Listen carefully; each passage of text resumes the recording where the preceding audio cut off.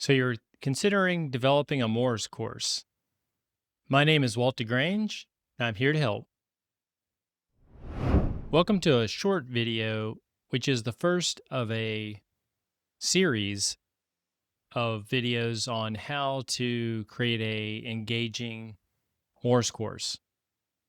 So if you've ever thought about or considered or had an idea about what you might want to teach, this series is for you. First off, many consider building a course to be more of a paperwork drill, trying to get it approved, reviewed, and actually developing the course to begin with. This series will hopefully break it down into doable steps, which are basically much like we do in the military: plan and operation and then execute. And the overall intent, the commander's intent, is what you want to teach in the course, what you want the students and attendees to take away from the course. We're going to be breaking down your curriculum into smaller steps that will be easier to digest, and then focus on one major topic or area per course or per day. How we're going to do this is a 3-step method. So Dr. Richard Feynman, who won the Nobel Prize in astrophysics, his teaching method was to break things down into simpler jargon, or don't use any jargon at all. And he was able to teach astrophysics to undergraduate students this way. And it's an amazing concept that hopefully everybody will engage with when they're developing their course or adopt, because the mere fact that MORS entrusts you to teach a course basically empowers you to have the experience and the know-withal to actually teach the course, so you don't have to impress people with 20-syllable words and such. The other thing is the identity friction. So you want to really rely upon your past experiences, and I'll give you an example of that in my own past experiences, to really relate to the students. A lot of these students will have similar backgrounds to you, and that'll be good. You'll be able to relate to them, and you'll build a rapport with them. And then refine the scope. So we don't want to teach a college course. We want to keep it very focused. And when we teach analytics, typically we're going to teach it with the context of the application to military or national security. And that is where MORS shines. So this is where the synergy comes in.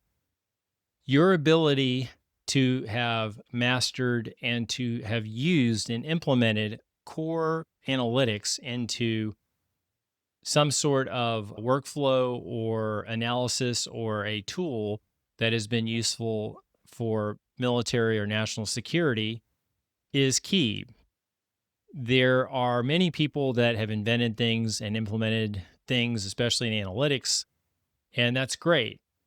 There are fewer still that have done this with the military reality. And what is the military reality?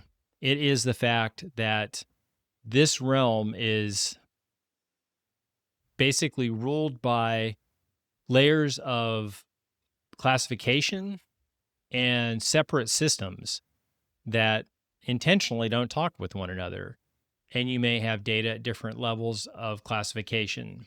You may have applications that need to run on different cloud environments and different levels of classification. These are all challenges that don't really exist in the commercial world. They may have private information, identification information and such, but we have much higher levels of classification that we need to work at. And our models have to be able to be designed at one level and developed and maybe implemented at another.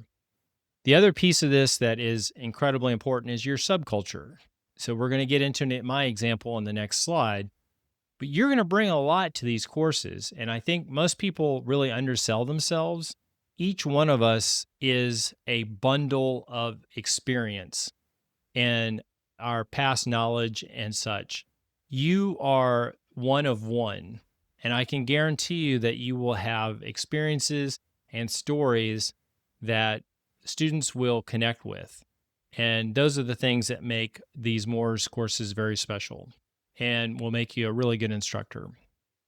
So for myself, I rely upon, first and foremost, my 21 years in the Navy. The last 10, I designed and deployed several analytics solutions. One that I'm most proud about is the replenishment at sea planner, and that is used worldwide now to schedule replenishment events at sea for combat logistics force ships, which allow the U.S. Navy to operate seemingly forever at sea. The other experiences that I have are not related to the military. One is I have played a twos beach volleyball for over 20 years. And in this aspect of it, twos, for those of you who don't know, the court is very large and you have to basically almost do game theory as far as try to make your opponent hit their worst shot or cover areas that they aren't expecting you to hit. And you have to basically always be prepared to not only hit your best shot, but to cover areas where you are weak. So typically these games go where it's game theory.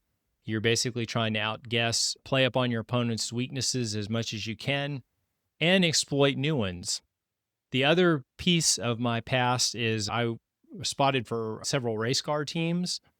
And the short of this is that race cars, the drivers typically can't see around them. And in many series, they have to have a spotter who sits up very high and can see everything and is in radio contact with the driver at all times. The spotter has a cell phone with an app. I have sometimes race officials. I know a lot of data and information. I can see the track. I can see what's happening. I know the condition of the race. I know where the wrecks are occurring. I know who is going fast, who's going slow. The driver typically just knows what's in front of them, and it may be struggling just not to wreck. And they are very easily inundated by information. So I must filter the information to provide the driver the best information for them to make decisions at the best time possible. And every driver is a little different. So that is analytics 101. The decision maker, and every decision maker is a little different, will need a different set of data at different times. And your job as an analytics professional is to figure that out. What is the timing where they need the information, where they need the insights, and be able to provide that to them? So there you go. That's my kind of 3 superpowers, if you will, as an instructor. And I try to weave these stories and examples into every course I teach. What are yours? Maybe you can think about them, and then we'll kind of cover how to weave that into your course, how to kind of brainstorm what courses that you, or what topics and courses you want to teach, and then how to create the syllabus and course abstract. And then, of course, the most important part is to submit it to the MORS Continuing Education Committee for review. And we'll go over all that in the modules to come.